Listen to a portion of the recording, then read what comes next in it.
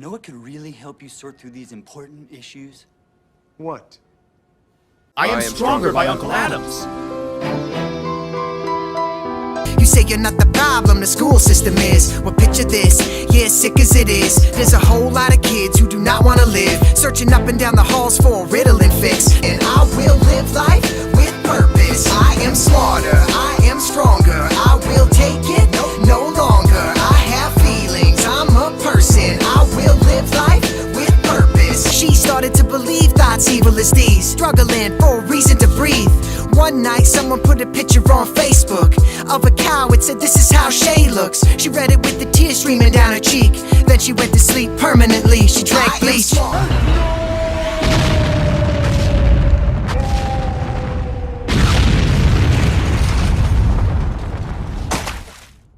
Curtis Adams, also known as Uncle Adams on YouTube, is an interesting enigma that has existed on the YouTube space.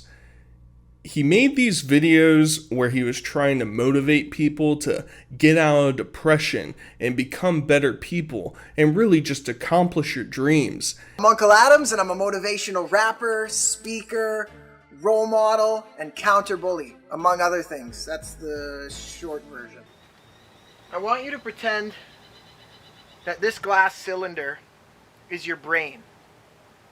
And I want you to pretend that these ping pong balls are bad thoughts inside of your brain. Brain space with good thoughts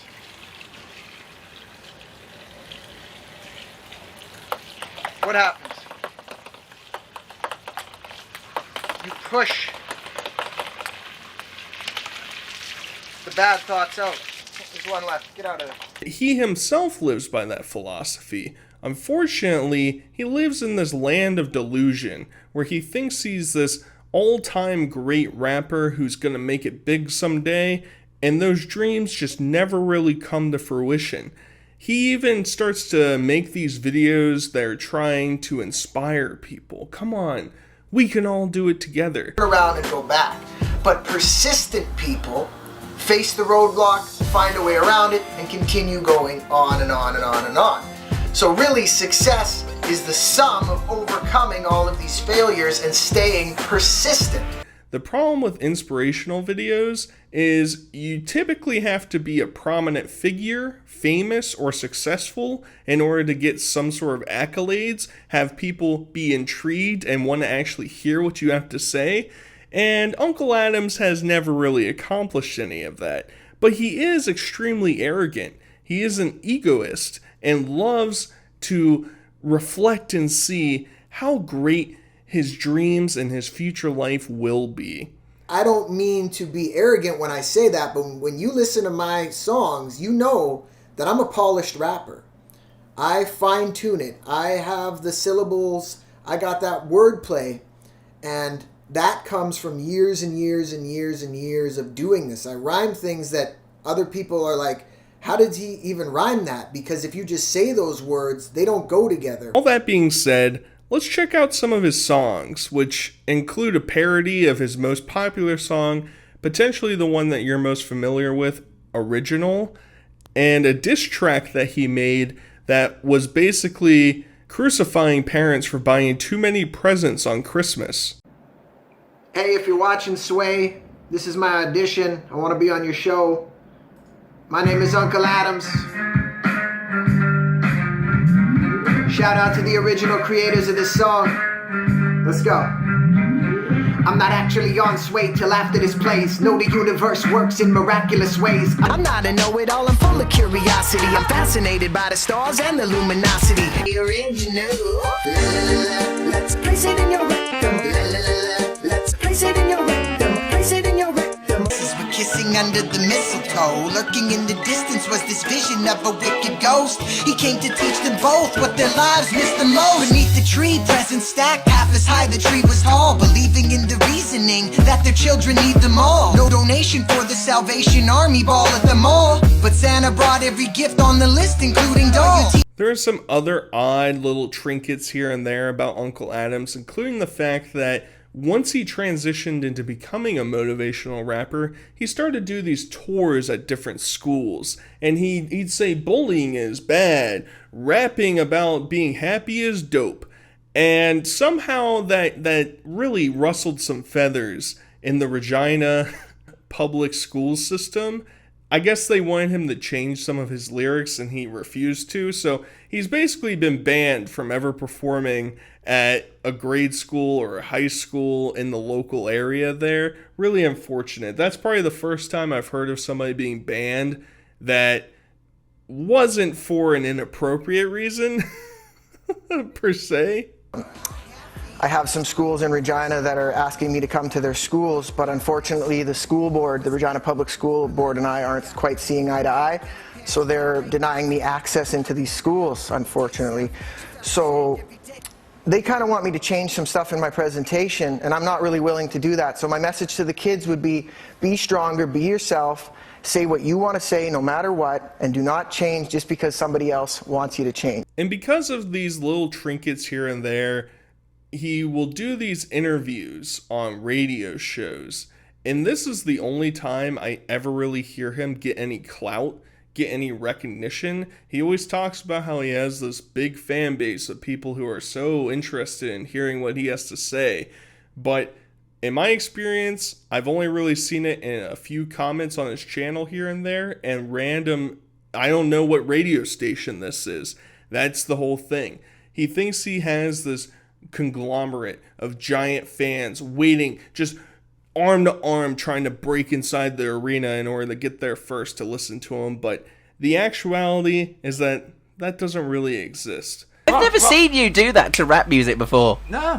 Oh, No, this Uncle Adams, yeah. He's really got to me, man. Do you know what? Have we got any like albums of his at all come through? Not that I know Oh, of. okay, we'll have to work on that. Because Yeah. I honestly, I do. I'm really enjoying what we're playing. Now, we've talked about him and his music, and we've listened to some of his delicious bangers. I think it's important to hear what, in his words, his inspirations are in terms of rapping. I am in the music industry, so if I want to talk about another rapper, or if I want to talk about popular events that are going on or controversial things that are happening, I'm free to do that. Number 5 is not an individual rapper, but a hip-hop group. I got to give it to the entire group in my 5th position, and that is the Hilltop Hoods from Australia. Shout out to them. And I have to give my number 4 spot to Rakim.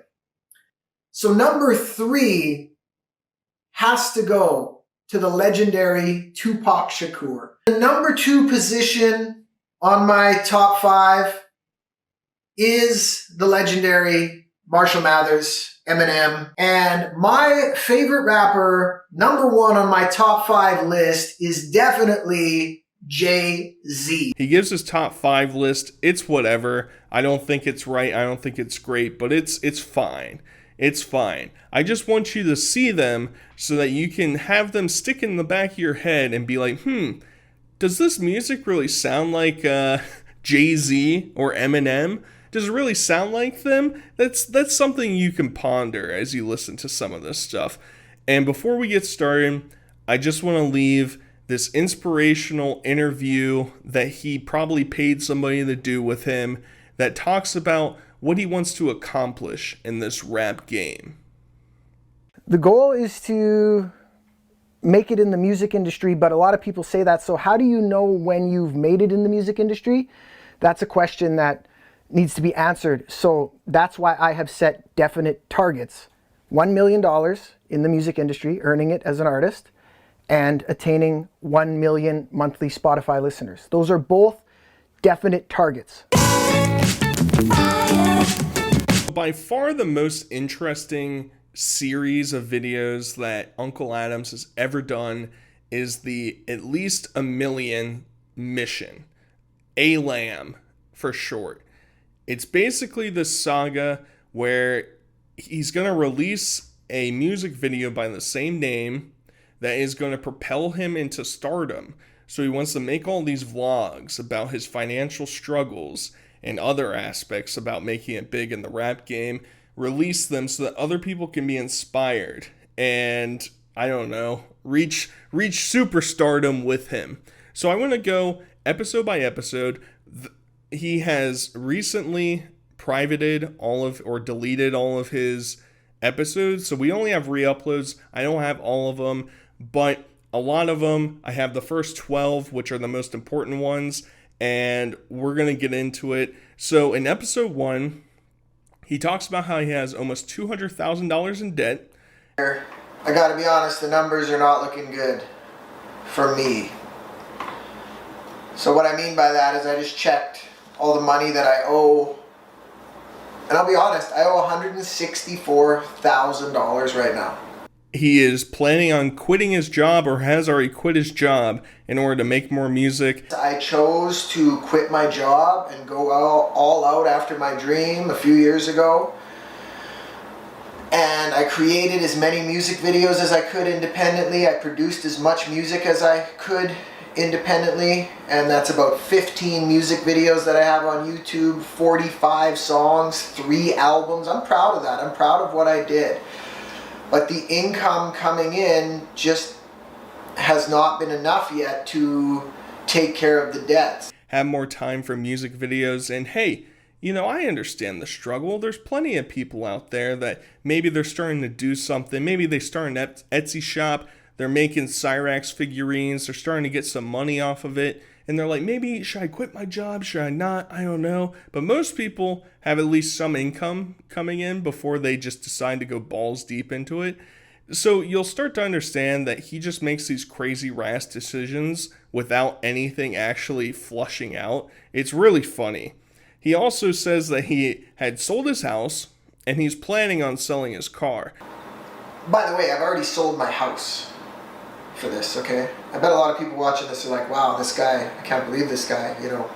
But I did. I sold my house and I used the equity to put into the music career. I'm going to sell my car and I'm going to use that money to get back in the studio, and I'm going to use some of that money to pay a few bills, keep the creditors off of my back, and I'm going to produce the at least 1 million music video.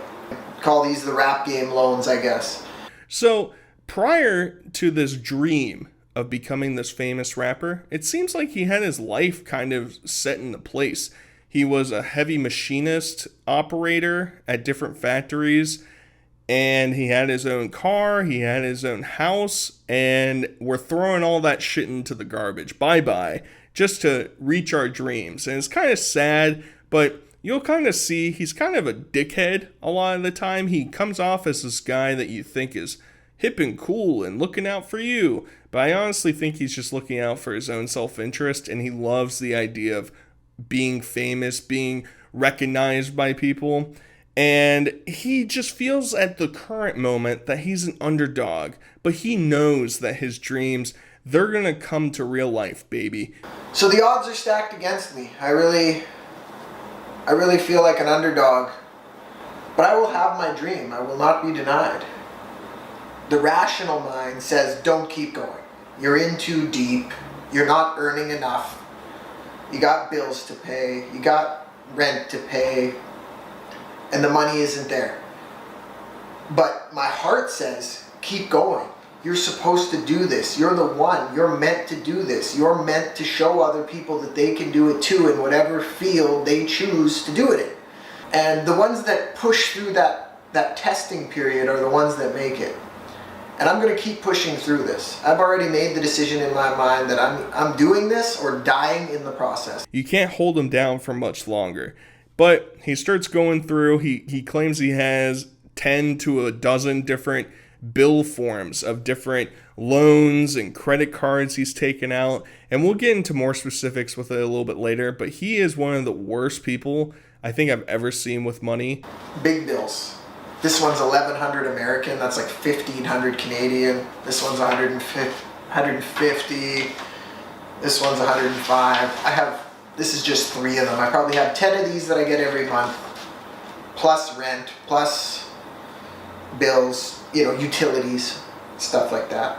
It's really embarrassing. It's like almost Chris Chan levels where you're just buying shit or doing shit without even thinking for a second of the repercussions that might be coming from that. And it's embarrassing because he's 31 at the time that these are being filmed. He's closer to 40 today. So it's not a good look. It's certainly not a good look. But because he thinks he's so great, he's so accomplished. You've heard his music. It's delicious. It's excellent. He's going to be #1 on the Apple Tune charts pretty soon.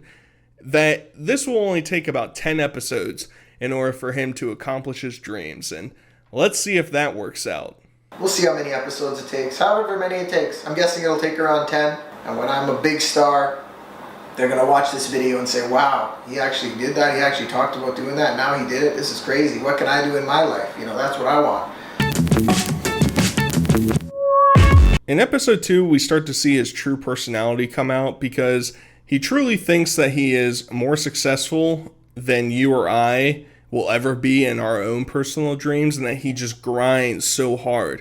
$1,400 in my bank account. That doesn't even cover one bill that I have. I have one bill on a credit card that is $1,500 alone, plus there's all these other bills.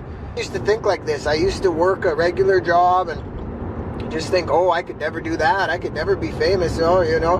But now I'm like, hell no, I will be famous. I will do whatever it takes. And this is just another step in that process. Because I feel like I am an underdog, man. There's a lot of people that think I'm just a joke.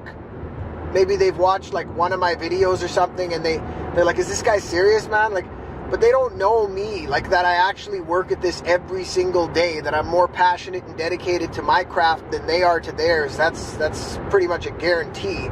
The issue is he grinds so hard, allegedly, on something that he's not good at.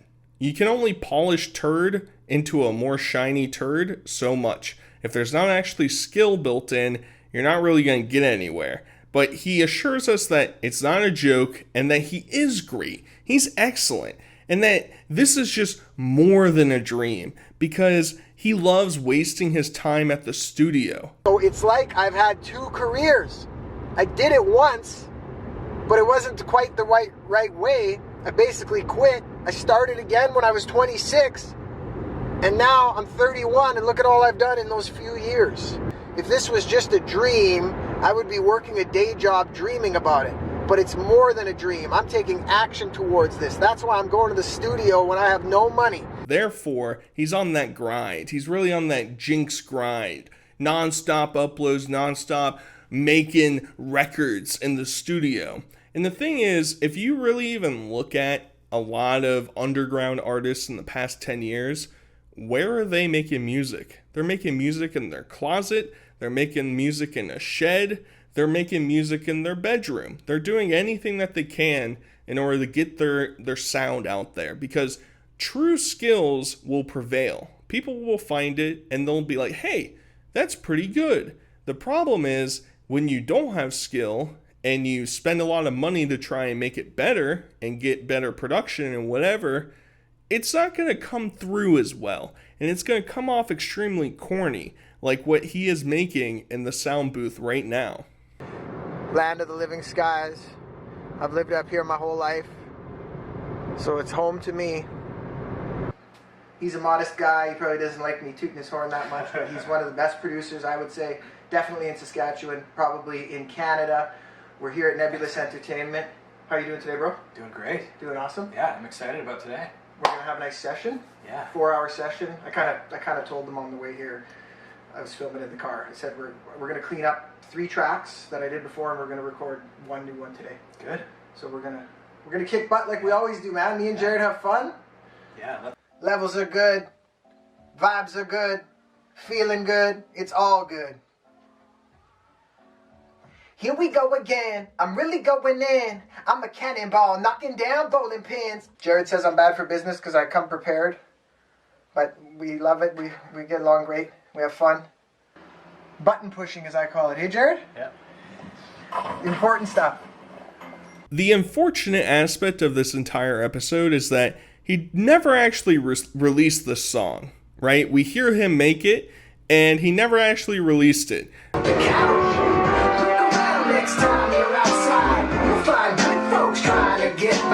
So, about a couple years ago, he comes back and he says, hey, I'm gonna do a reaction to this. And it's basically just him sucking himself off for 20 minutes where he's saying, actually, this song's pretty good. This song's not half bad. I kind of like what's going on. Reacting to the unreleased song in episode 2 of the At Least a Million mission called Mad World. Sounds good.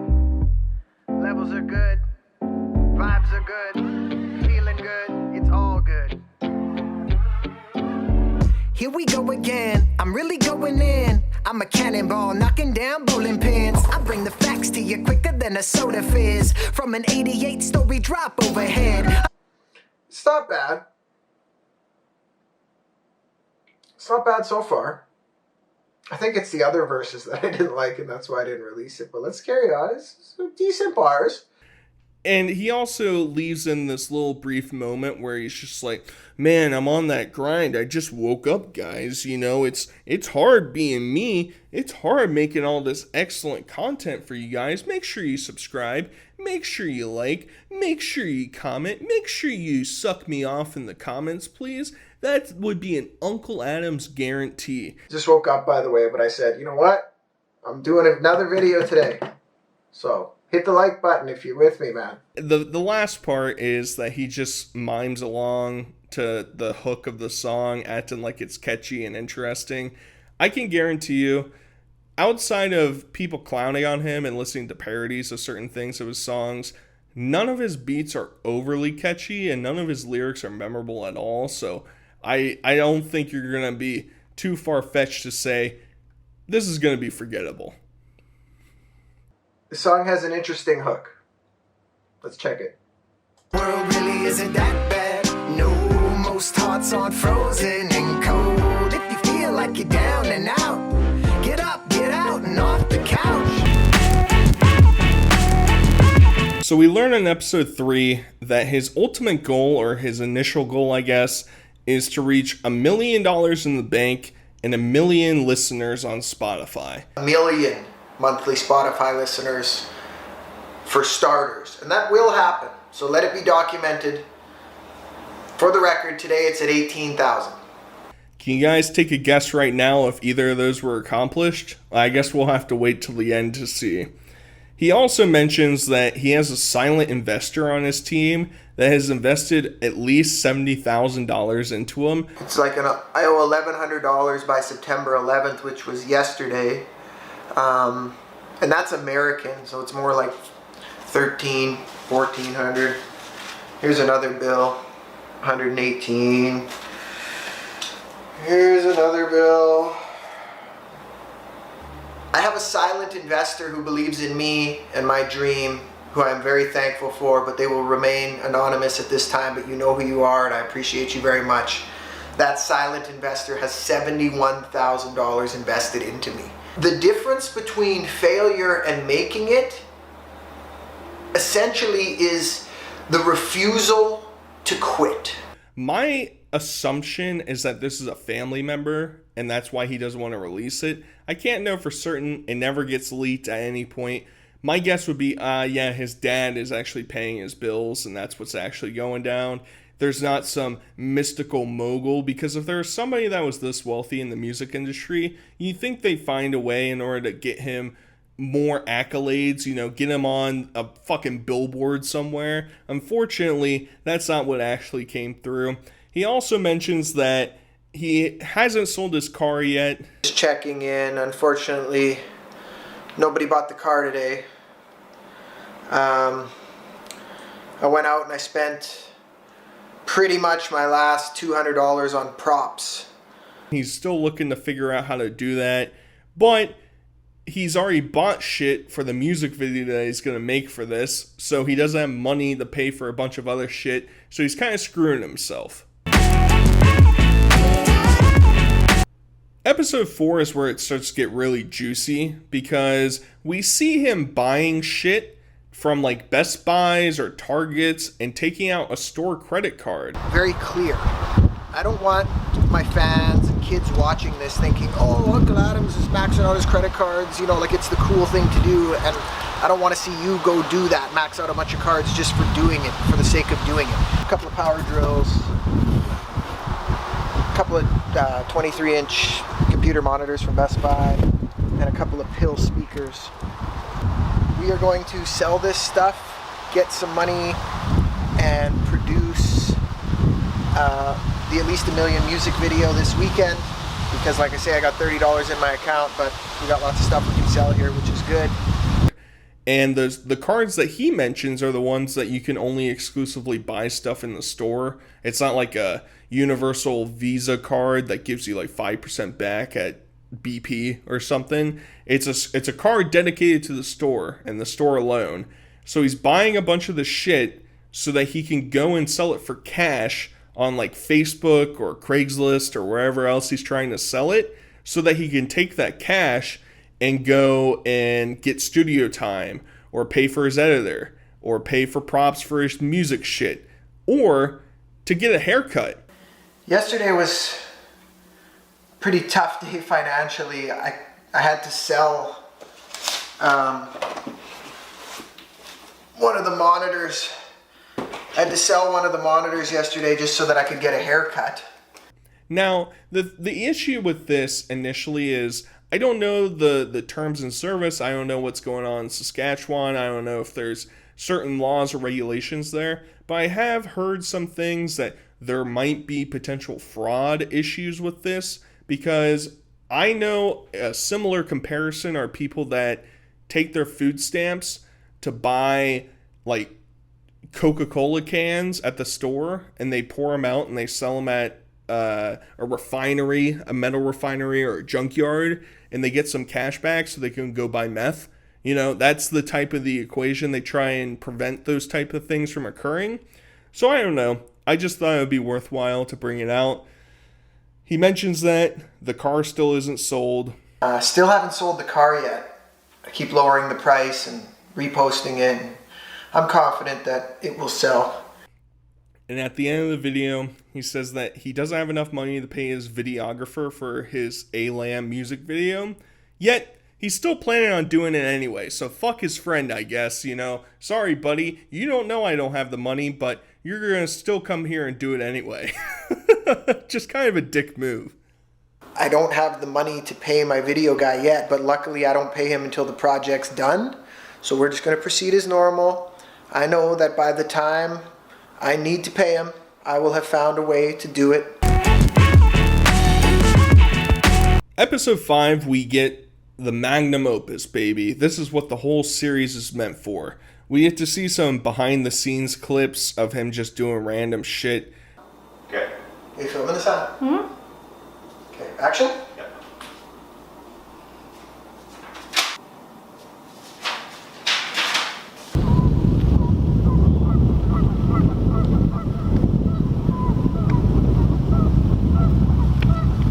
Hey guys, what's going on? Just hang on, I can't. Yeah, I'm still setting up too. I'm still getting in the... Here's just a series of random clips from his song that is just really cringe and embarrassing.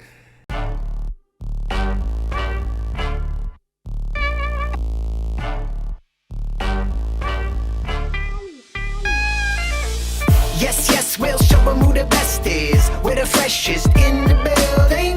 Quick pit stop, got us looking tip top. Now we're feeling like at least a million. You can feel like $1 million. The freshest in the building. Quick pit stop, down by potions. And it's shocking to think that this guy thought that this was going to propel him and make him a gajillion dollars. Is the song better than some of the other songs? Maybe. Is the production better? Maybe. But it's hard to see that this was going to be, yep, I'm going to be right next to Rihanna and Eminem on the top 100. This is definitely going to get me up there. This is going to get me a tons of subs and everything. It's all I ever wanted. Unfortunately, dreams don't always come true. Episode 6 starts off with him at a pawn shop trying to sell a bunch of the shit that he had bought previously. I'm outside of the pawn shop right now. Today's been a tough day. Tough day. We had to scrape together money for groceries. Had like $46 and used it all and tried to get points to, you know, make the money go a little further. So that's why I'm at the pawn shop, because I'm going to go in there. I brought one of the Sawzalls, one monitor, and one drill set. I'm going to see what they'll give me. I don't want to give this stuff away, but I need some money. I need to get gas. I need to wash this car because it's been a muddy day, so that the person who looks at it tonight hopefully buys it. And he refused to sell it because they're basically lowballing him, which isn't a surprise. I don't know how you can honestly expect you're going to buy something for $200 and sell it for $200, because why wouldn't the buyer just go to Best Buy and buy it for $200 and not from some shady rapist online? Seems a bit odd. And people just won't believe that he was going to be in debt at one point, but now he's a superstar. And keep going, man. At least $1 million's in the editing phase. We're going to shock the world, man. People aren't going to believe this. People aren't going to believe that I went from being in massive debt to being financially free and a superstar just because my mind wanted me to become that. You know what I mean? Visions this dream, this future, that people are going to be like, wow, Uncle Adams, you were bad with your money? The crazy part is he doesn't really fit this into the equation that, well, actually, if I get a lot of money, how are my money spending habits going to get improved? They might just get worse. He hasn't really thought about that, I guess. But what he has thought about is asking his mom for some money. I had to borrow $1,000 from my mom. Nobody likes to do that. I'm going to pay her back. But my bills were just piling up. So she loans him $1,000, more than likely just gives him $1,000. The car is still not sold. I've said that in like a million videos. I cannot figure out why it won't sell. It's a great car. Someone wanted to see it today and then bailed out. Whatever, man. Life's just testing me. It does that, so. And he can't pay his editor, but believes that something good is going to happen. But I don't have the money to pay the guy, and I'm trying to stay positive and figure out a way to do this. I don't know. I have an hour and 45 minutes before I'm supposed to go there, so if you believe in miracles, I need one. I'm hoping that somebody phones and buys my car so that I have the money, and then I somehow get over there to pay him so that I can get it. Because when he shows up to his friend's house, his friend says, you know what, buddy? I'll take a down payment. You can pay me later. That's just what a good friend is for. Like, we've done a lot of videos together. I don't have all the money right now. I got a little deposit. Can I give you this? You hook me up with the video, and then, you know, over the next few days, I pay you the rest. And my guy, man, he did it. He did it for me. So I found a way. Where there's a will, there's a way. If you don't have a ride or die guy like that who filmed your shitty music video and still believes in you, then I don't know what to expect. But now he can't pay for his rent because the car wasn't sold. I am behind on my rent. Yesterday was the 1st. I was supposed to pay it yesterday. I don't have it, so I couldn't pay it. And he's starting to stress out a little bit. But he comes back and says that the car actually was sold. Sold the car. They were so nice. Such nice people, man. $4,800. And now everything's going to work out perfectly. And he thinks that people would think that he's just flexing his stacks with the money that he has right there. And I'm not trying to be like, yo, I got stacks. I don't do that. I'm like, I have life. Even though he spent this entire series talking about how broke he is. So no, I don't think that you're flexing your stacks. Now, if you took that $4,800 and you came back and you bought some stupid shit, yeah, I would be like, wow, what a fucking moron. Episode 7 and 8, he thinks things are going pretty well because he believes that he got offered a $300,000 nationwide tour. Things are going real good right now, and you guys, I'm really thankful, and it goes to show you never, ever, ever give up. Yeah, somebody listened to his music and said, you know what? You know what? That's gonna be really good. I'm gonna be really famous. I'm gonna make a ton of money. He follows it up with a video of him sitting in front of a bunch of TVs. And you're like, ah, shucks, I guess that came crashing down in like a 1 week span. What's with all the TVs? There's a whole bunch of TVs behind me. There's 10. Can you see them? So over there. There are 10 TVs here, and there are 3 TVs elsewhere. A total of 13 televisions. So what's going on, Uncle Adams? Are you in the TV business now, or what? Because now he's back to buying TVs and reselling them online. Because I guess this dude was scamming him one way or another. So here's what happened. I was sitting in the bank, opening up my US account to get ready to go on tour, and I get this email. And it says in big letters, cease and desist. It was from a business partner of the guy that I was going on tour with, from his lawyer. And it says, cease and desist all operations. And I start reading this, and it basically says that the one business partner is going to completely withdraw from the partnership. He's no longer going to merge companies with this other guy, cease and desist. He doesn't want to have anything to do with him because he found out that this other business partner, and I'm not saying any names, was involved in some fraudulent activity, defrauding investors. It doesn't make a lot of sense to me.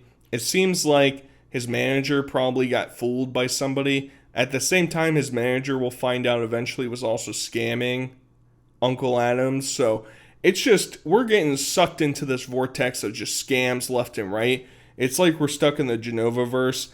But he mentions that because of him making preparations for the tour, I guess, he's now over $200,000 in debt, and he doesn't know how he's going to get out of it. Well, make it $207,000 in debt because I got these TVs from the store so that I can sell them to make a little bit of money, to produce records, finish my album, do music videos, pay rent, pay bills, whatever it takes, right? That's what I'm going to do. Episode 9 starts off with a banger because he says that he bought a $20,000 car because he was able to get a new loan. So I was able to get another $20,000 on loan, and I used that money to buy this car. How much you sold your fucking car 3 months ago to pay for your rent, and now you're buying a $20,000 car. I guess that's something that wasn't really mentioned because it seems like he lived in like a slightly rural area. At least that's what it looked like when he was driving to the studio. So how was he going to get there? Was he going to pay for Ubers all the time? Your money's going to get sucked up faster that way. So he never really thought this process through, but we should be appreciative of him. He's so courageous for coming on camera and telling us his financial woes. I'm not just going to keep making these videos and uploading them and keeping them on private, in case I blow up, I can release them. I'm doing something that takes a lot of courage, and that is I'm releasing all of these videos now. And I'm going to keep this series going as it happens. Now that takes a lot of courage. And how great he is. And we should really be just mystified at the presence of Uncle Adams. Because he's so great and he's so excellent. Even though he's more in debt and he will still continue the series, we should sit back and say, hey, we're going the wrong direction, but I'm buckling up for this drive. And I've gotten in more debt since then, but I thought I had a really big thing going on, in fairness, but I've gone deeper into debt over these past few months, and I'm still releasing it. I'm still going to release this series. The next several episodes we're going to group together. There's basically this big spat between Anthony Fantano and Uncle Adams because Fantano kept getting suggested a reaction to Uncle Adams' original music video. And Fantano brings Chris Ray-Gun on for a 20-minute video of them just lambasting Uncle Adams. Hey, dickhead! review that song original from Unkle Adams. Now, Unkle Adams is an artist who I'm very unfamiliar with, an artist that the moment that I saw you guys suggesting him to me and I saw the album cover, the Planting Seeds album cover that hits you right in the face once you Google this guy, I was like, no, please, God, no. When I first saw this, I just right away knew that there was going to be heaps of cringe here because we have the oldie time black and white image, the record player. They even bring up the point of Curtis's haircut, where there's like a heartbeat or something in the side of his head. And I was also wondering that. But don't worry, because Unkle Adams, he has an explanation. He's going to lay it straight as to why he gets this god-awful, like, loud, emo pop music haircut. Oh, look at this. This light still works. Whoever did this hair, man, they just... It is a work of art. So I get a lot of questions about my haircut. It's actually called a hair tattoo, but to make things more simple, I'm just going to refer to it as a haircut. So as you can see, it looks like a heartbeat. It's a heartbeat haircut. Like an EKG machine that you see at the hospital. Boop, beep, boop, beep. It's a reminder to me that I'm not going to live forever, that my heart is not going to beat forever, but it's beating today. So today I'm going to do everything I can. They obviously think that the song sucks and clown on him, which really just starts to piss Curtis off. What? What? I started locally and now they know me globally. Depression and anxiety, I talk about them openly. That just became so sad. So he makes a reaction. He makes a response video to them, which happens to be episode 10, where he gets really pissed off that people think that his music sucks. You can't comment on my YouTube anymore. You can't comment on my Instagram. My Twitter profile is private. I've changed my emails, and I want to tell you why, okay? So for over a year, there has been a group of trolls trolling all of my accounts, pretending to be fans, but really they have sinister intent. Harassed online, I recommend you do the same thing. Delete people, block them. If it's serious enough, file a police report. We did. When people were threatening my life and saying they're going to come to the house and rape my girlfriend and stuff, we filed police reports on that stuff. He mentions that he shut off all the comments on all of his social media, including privating some of them, because the hate is just too vitriolic. He's mentioning things like people are telling him to kill himself and that they hate his girlfriend and they're going to do awful things to her. Yet, throughout the entire video, he's trying to recall Anthony Fantano's channel. He's saying, Anthony, what's his last name? You can't remember that, Unk? I'm sure you didn't sit there and fucking cry yourself to sleep as you're reacting to this guy who is infinitely more popular than you lambast you. And he even calls him the needle dick and says, everybody I know calls him the needle dick. Come on, guys. Everybody I know. Come on. Slam doink on you. I'm just slam doinking you. No big deal. Got this YouTuber to review one of my videos. They kept messaging him, review Uncle Adams, review Uncle Adams. Okay, now this guy's name is Anthony something, okay? The Needle Drop. I call him the Needle D***. And my other friend watched his video too. He's like, who's this Needle guy? So everybody apparently just calls him the Needle because he just changed a few letters in his name. Plus it seems like he has a small he just sits there behind a screen dissing everybody all the time. He's got videos where he talks trash about like every artist and musician, like pretty much ever. If he would have given me a positive review, it'd be totally different. But he did it in a negative way, right? Then it didn't end there though too. These people went back on my Twitter, back to like 7 years ago to try to find any dirt they could on me. And there was a couple of stupid tweets that I tweeted. I don't know if I was drinking or what. But then this Anthony guy retweets them to his thousands of followers to try to embarrass me and try to humiliate me. Like, that's what these people are all about, man. He basically also pulls the mommy and daddy must have stuck together, you grew up in a nice neighborhood, woo-ha, the whole world works type of thing, where Anthony allegedly was being bullied as a kid, but now he gets to have some revenge and bully others. He reminds me of someone who was picked on when he was younger, and now it's like he has a chance to get back on a video platform, and that's why he like spreads negativity on all the videos he does, and he tries to attack people. That's the only thing I can think of. I'm sure. And Curtis's ultimatum at the end is, hey, if you really think I'm not going to be successful, why don't you sign this contract that says if I am successful, you'll delete your channel? Who the fuck does this guy think he is? I'm wondering if you will agree to sign a contract. I can get my lawyer to make it up. We can make it legal in the state of California. I will get a contract made up that states that you, Anthony, whatever your name is, will delete your YouTube channel if and when Curtis Unkle Adams attains 1 million monthly Spotify listeners and earns $1 million.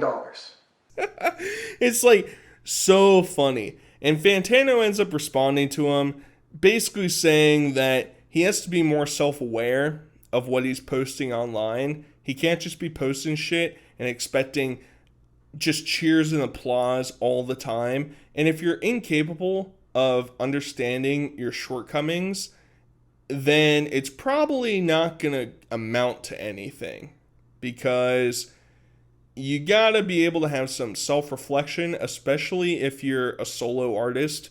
You're not really working with anybody else, and everybody else around you, I guess, is just glazing you nonstop. It's not that I don't think that you can make it, it's that I don't think you can make it as is. I think you need to reassess your strategy, maybe reassess the kind of music you're making, and on top of that, one of my main points in the video that I think was kind of overlooked is that to make the kind of music that you're making and to potentially hit it in the music industry, you don't need to throw away all the money that you're throwing away. So he follows up Anthony's response with an apology. Believe it or not, is an apology to Anthony Fantano. And he also reveals that he's basically been taken advantage of in his career, that he's spent upwards of $100,000 on useless shit that hasn't really amounted to anything. Way to say it. I've been screwed on some deals, you know. I paid $4,000 to a manager who didn't do anything for me. I've lost probably between around maybe $10,000 in legal fees on stuff. Hire publicists that don't work out, and you know, not all of you that are watching this, you know, I have some publicists that I really like, but I'm just telling you guys that there's a lot of people out there that kind of feed on your dream, and they'll hook you up with the right people, or they'll give you this, or they'll give you that, and everything I did, I honestly spent money in a way where I thought it was going to get me further in my career. And a lot of those times, you know, bad decisions were made. People that were supposed to take me further in the music industry, but didn't. Which he then follows up with another video where he tries to have himself look like this grandiose, great guy. Everybody thinks he's so great. He's so good, and that his music is so influential to everybody. Look, on life is so happy now. It's because you made me believe in myself. That's where we're at with this episode. Sorry if you heard some noise in this video. I'm doing laundry. Real professional, right? Yeah, I know, doing laundry while you do a video, but that just goes to show how real this series is. Honestly, if I'm speaking for myself, I think if I was like 10 and I discovered one of his songs before I discovered rap music, I might have thought it was fine. Obviously, today as an adult, you listen to it and you're like, this is fucking dog shit. But maybe if I was 10, and that's probably where all these comments are coming from. And Anthony feels bad, so he decides to do an interview with him, and he basically just gives him a softball. He's just letting him hit home runs off of it because there's been backlash associated with it, so he probably doesn't want to push the topics too hard, and just lets him talk about how he's getting harassed too much and that the trolls are mean. You know, your videos talking about my reactions to your music and just generally the reactions to your music online, that you've sort of suffered a lot of harassment over the past 14 months or so as a result of just a lot of very overzealous and very nasty trolls. Would you be able to sort of speak to that a little bit? Yeah, sure. So, you did a review on my song Original in January of 2017. And after that review, it kind of opened the floodgates of negativity on my social media accounts. Because you're an influential person, and I'm not blaming you. It's not all you. I think there was already a group of people that were kind of trolling on me, and they thought, hey, if we can get Anthony to do a video sort of dissing this too, it can help us grow the amount of people that are disliking Uncle Adams and stuff. As weird as that is, I really think that's what There are happened. quite a So- few people who watch what I do who are pretty closely connected to the meme community, and like Right. the original posting page on Facebook, or people who sort of follow those kinds of meme pages on Facebook are basically within that community.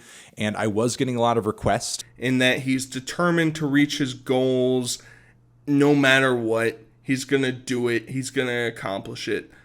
Think it, dream it, do it. The fact of the matter is that you're determined, you have a goal, you're trying to go after it.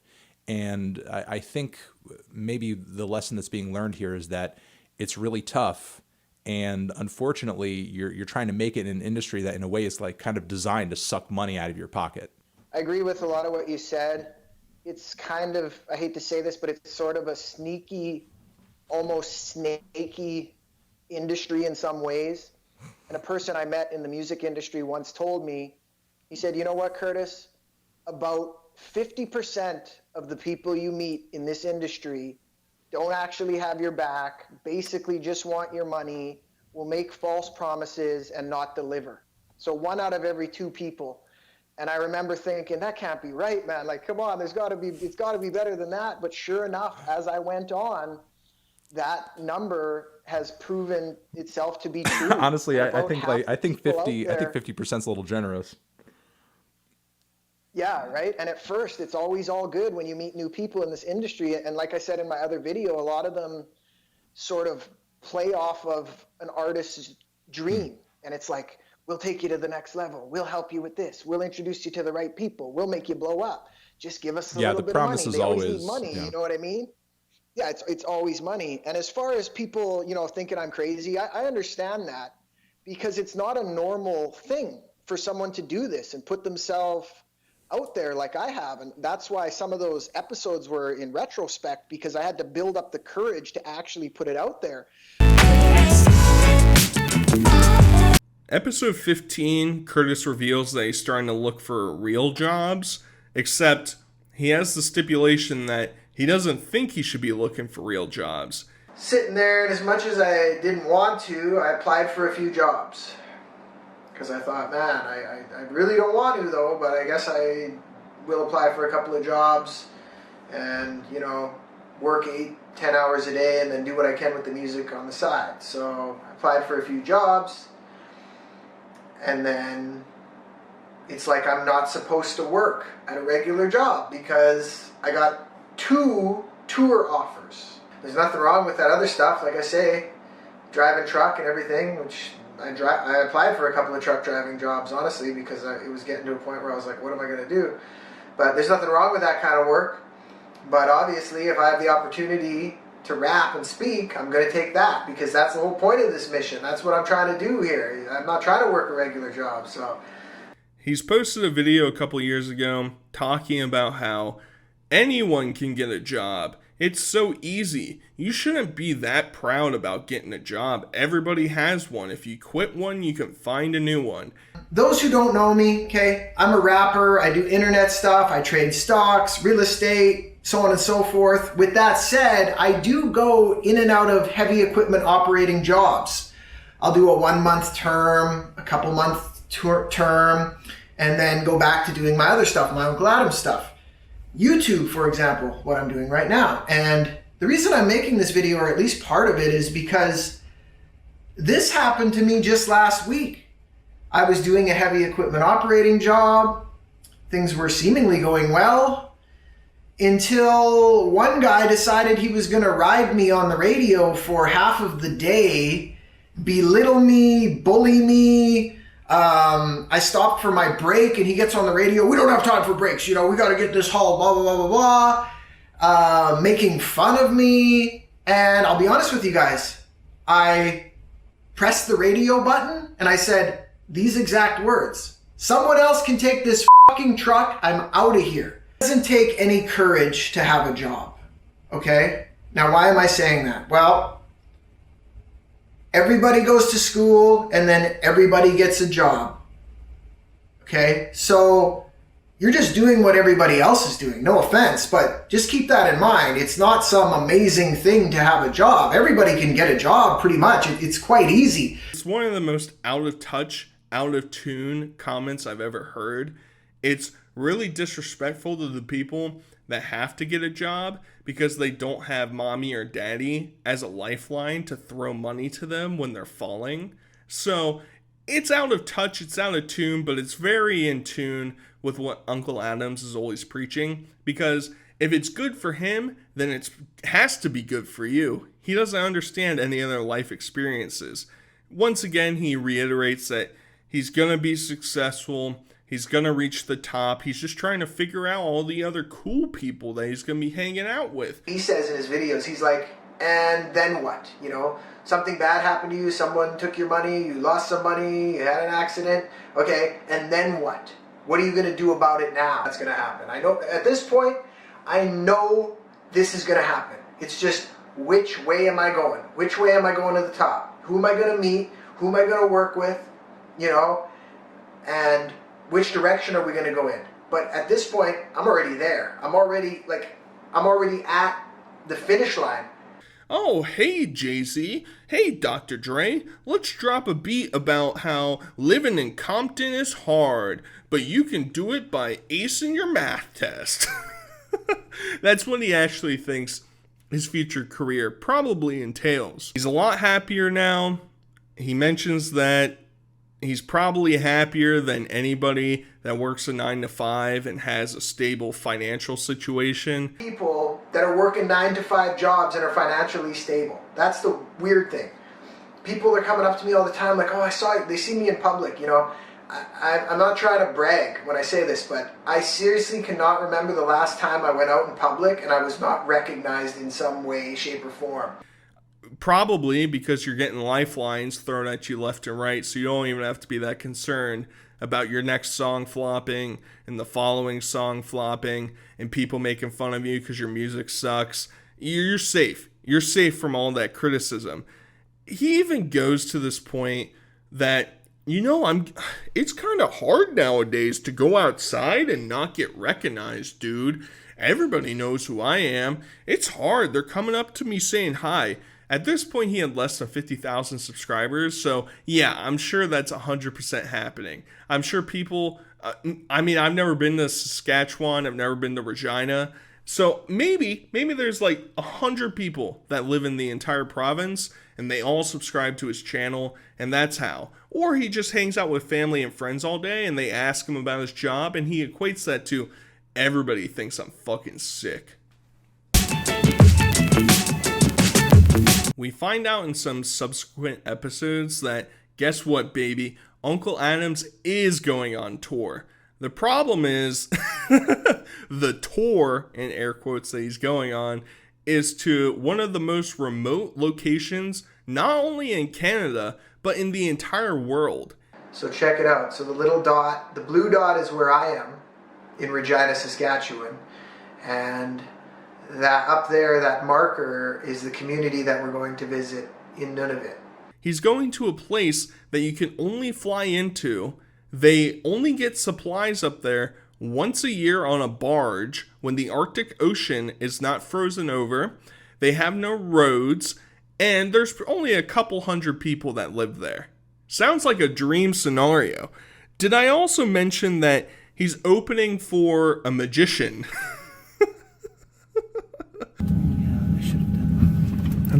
Video document. Yeah, my YouTube channel. I have to do the same thing. Submit? Yeah. For my YouTube channel? Oh, not allowed to use it here?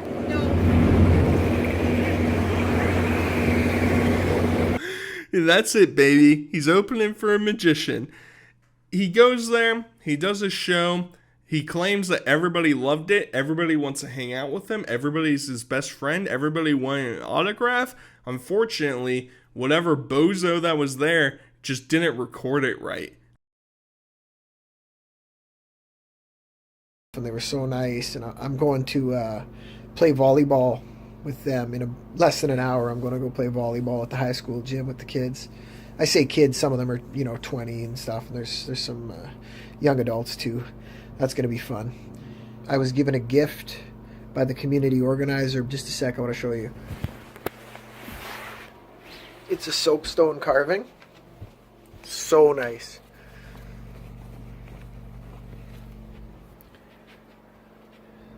Where's the good light here, man? There. Look at that. Hand-carved soapstone. There's probably a decent chance that he performed, got kind of a lukewarm response, and just said, I'm not showing that. I'm not showing that. The sound panels in this gymnasium just weren't good enough. I can't be doing that. That's what my assumption actually was there. And as he's getting ready to take off to come back home, he sees that a totally not planted business card is on the computer monitor there. And he says, you know what? I'll do one last good thing for the community. I'll sign it. I'll leave my excellent signature there. Yeah, I got a video here. We came in the airport and they got the card up here. That's nice of them, eh? Oh, you know what I'm going to do? I'm going to sign that.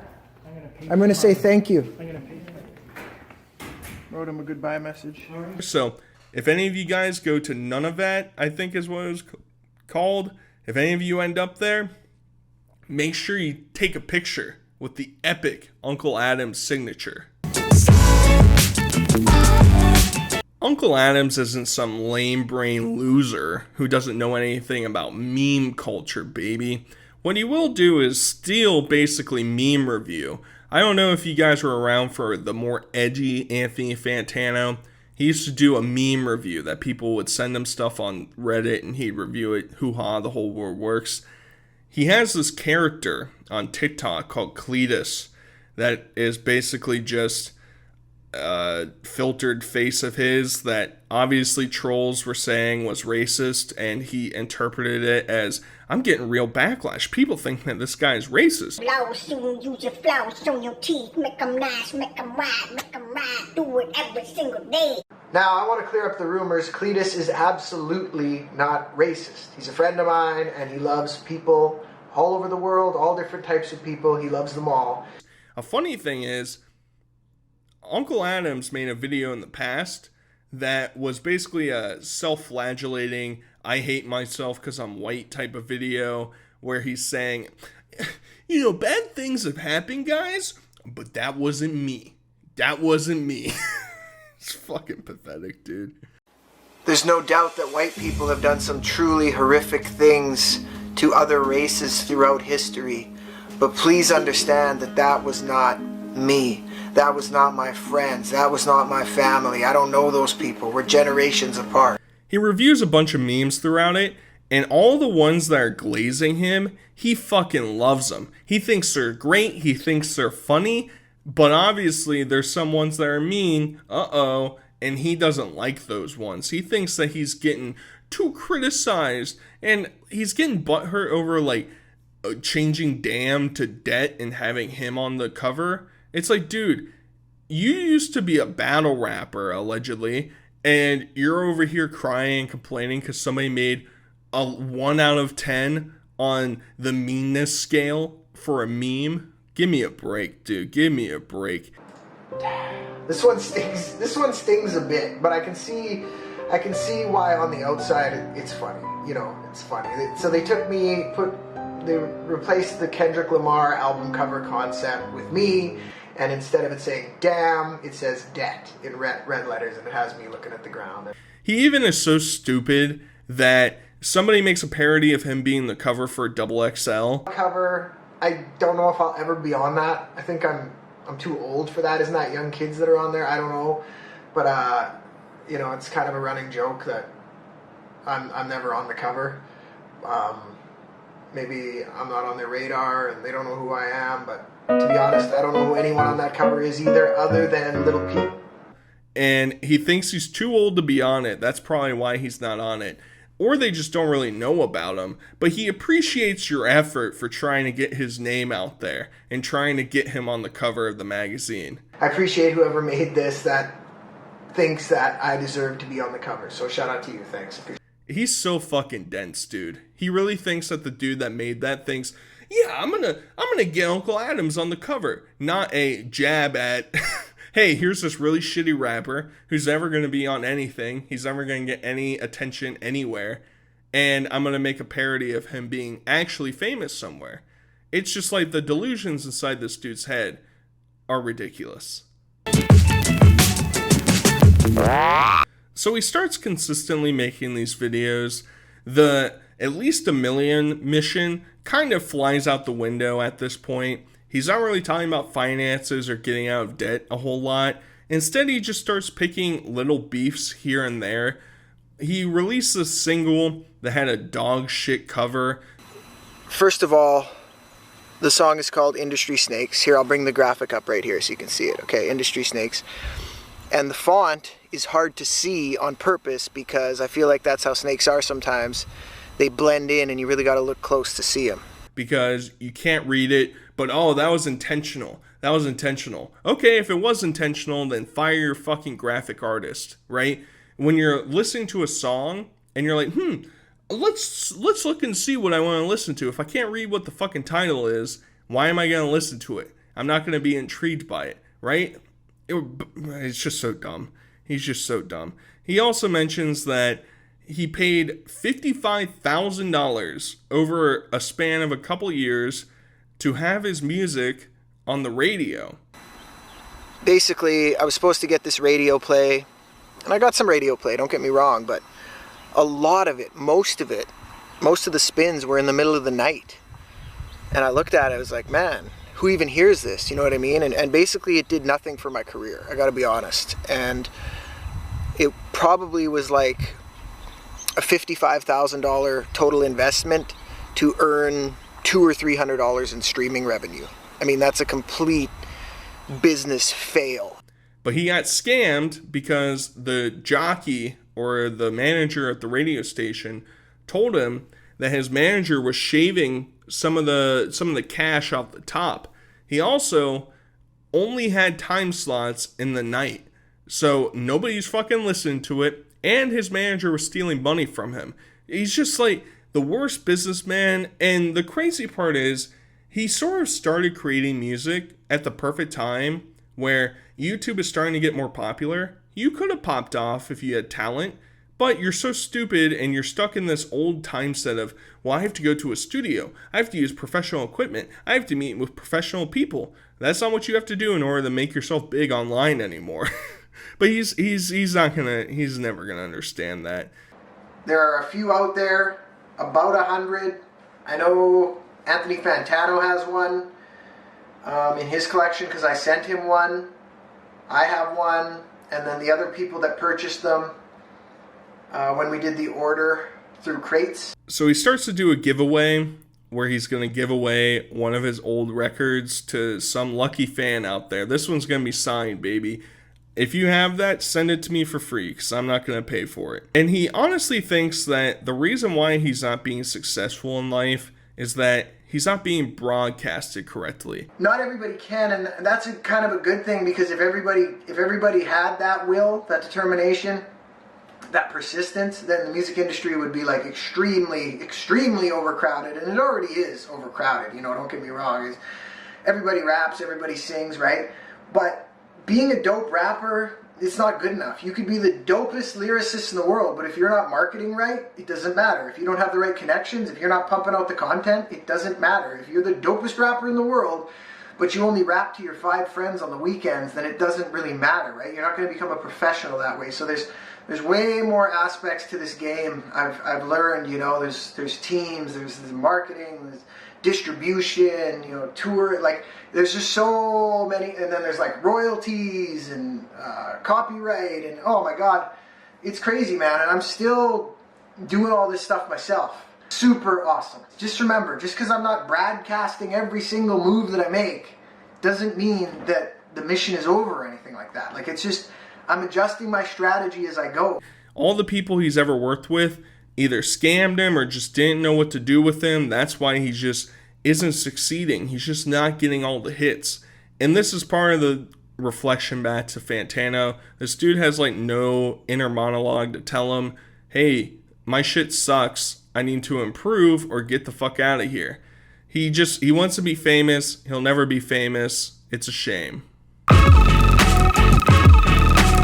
Remember that top hat that he was wearing in the original music video that Fantano reacted to?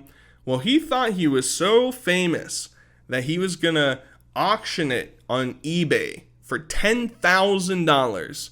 $10,000, baby. He's gonna make all of his money back. I'm gonna put this up on eBay.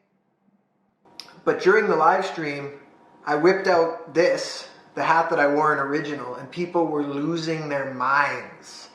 People were freaking out about it. And then I posed the question, should I sell this hat?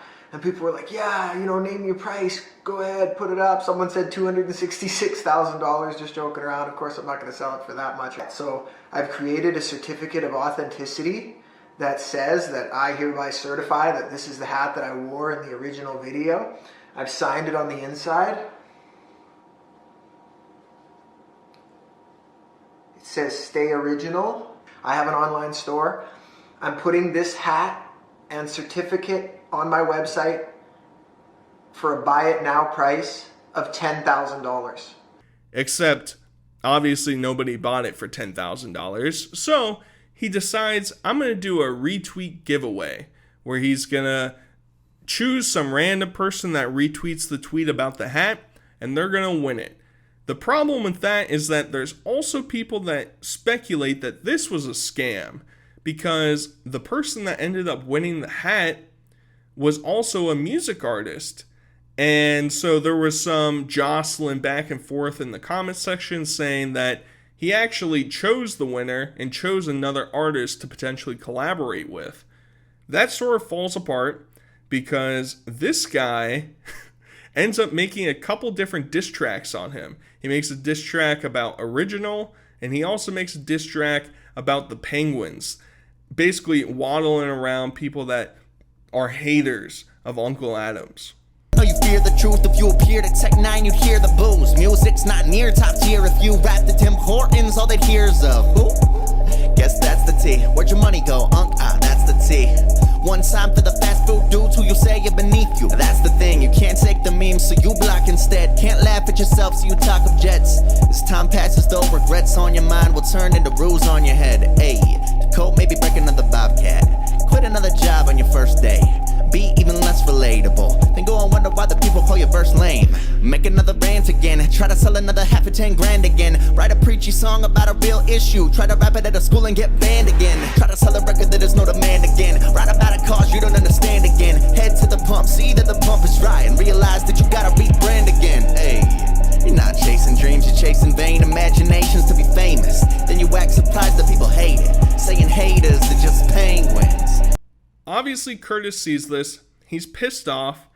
And I don't know why he gets so mad about it, because as a former battle rapper, as a guy who allegedly was drunk all the time and took drugs, I would think you'd have a more thick skin than some dude just saying that you don't actually like the fans, you're not that good of a rapper. It's like you've heard that from a million other people. Contest day comes around, it's time to randomly select somebody, and this Kobe the Ferret was randomly selected to win the hat. Oh, awesome. He's a fan. He's sending me messages. Oh, he likes Original. He likes Friends Over Enemies. He's so honored to win the hat. He sends me, I pack it up all nice. I send it to him, fair as square, okay? And the crazy thing is this guy's whole existence in the rap world or whatever is because of me. Colby the Ferret. That's his real name's Colby Ferris, but he calls him Colby the Ferret. That's not very anti-bullying of you, buddy. That's not very cool. He basically just calls him a parasite and that he's so much better than him. He's such a better rapper. He's trying to latch himself onto my name because the only time anyone cares about this guy is when he talks about me. That's sad. That's a sad reality. Kobe, if you're watching this, think about that, man. Nobody gives a shit about you unless you were talking about me. I can't say career, it's not a career. Your rap, your very small rap presence is thanks to me. You should be thanking me. And the fact that I'm making this video, you should be thanking me. And his true colors, honestly, are starting to get, you know, the fake skin is starting to get peeled away, and revealing that he really only cares about his fans when he's getting notoriety or money out of them. Otherwise, you can go kick rocks, Jimmy. Get the fuck out of here. I don't want to listen to you. I didn't watch it. I didn't respond. I stopped engaging with him on Twitter, because no offense, dude, but you want a hat, and that doesn't mean I'm going to message with you every day and we're going to be bros. Like, I wasn't liking the vibe you were putting down, and I didn't want to communicate with you. Furthermore, you want a hat. I fulfilled my end of the agreement, and that was it. And then he'll respond, and at least I'll get something. That, like, really, man? Look how many different ways you are trying to attach your pathetic rap career to mine. And it's not working, because people just realize that you're a desperate loser, and also you're going to get obliterated. You're stepping into the ring with somebody who is just so far above your skill level. He thinks he's so famous, he's so good at rapping, that he's basically prime Eminem. Have you ever listened to some of Eminem's early 2000s diss tracks about people? Absolutely brutal. You listen to some of the ones today and you think, oh, this is a good... Go listen to some of Eminem's old ones. They're absolutely fucking torturous. But he thinks he's gonna absolutely obliterate him. This is the worst diss I've ever heard. Have you seen this? Like, it's just Mickey Mouse, and this dude is seriously not experienced with battle rapping, and he shouldn't be stepping into an arena that he knows nothing about. He's a Mormon rapper. It's a bad look. He's gonna get obliterated. You know, you're swinging, and I'm probably just gonna have to swing back and just knock you the out with one punch and exterminate you, and that'll be it. And then, you know, to you, this is the biggest thing in your life, Kobe. Right? This is the biggest traction you ever had. I looked at your other videos. They're shitty. You get like 2,000 views in 3 years on them. Okay? This one, since you mentioned my name, gets way more than that. Okay? So he ends up releasing his own diss track, and I'm going to let you guys decide which one's better. Please stop acting like you're any more than the dude who wanna hack. Because you're not. Wearing my merch, you're a bitter ex-fan, mad that you didn't get a collab. So cute, yeah. I got better things to do than go to war with a little weird Mormon boy. Little boy. Let's tell the people what the story really is. You're a shitty rapper that won't make it in the biz, and our only connection is that you won a hat through a Twitter contest back when you were a fan. Then you took the hat and made a video with it, then deleted the video cause you looked like an idiot. You wanted to chat lots, but I didn't want that. Why is this story so similar to the song Stan? I'm gonna give my 2 cents. It's obviously the troll who's attacking him. That diss track is better. The music video is better. It's more theatrical. It's just sad. It's really sad. This dude has been working for so long, has accomplished nothing, and we're left with this fucking disaster. At the end of the day, Curtis Adams never succeeded. He tries to flex that he has 1 million listeners. He doesn't have 1 million monthly listeners. He has accumulated 1 million listens on his music, but he's obviously never reached $1 million, and we're mostly left with him being inactive on his channel. The most recent videos he's posted are just random voiceovers in foreign languages of his previous videos. So who knows? The at least 1 million series, I guess, is come and gone, and we're stuck in the dark ages of Unkle Adams. But maybe someday he'll return. In the meantime, I've decided I'll leave you guys with some really cringy TikToks that he's posted. I hope you guys enjoyed. And until next time, I'll talk to you guys later. Peace. That my rap is bad, but a lot of people think it's good too. So, yo, Wonk, your music's straight trash, dog. Who the hell are you? And do you have any Windex? Easy. Try paying for your own studio time, your own beats, your own graphic work, your own video editing, and your own marketing, only to put stuff on the internet and get criticize. It's real easy.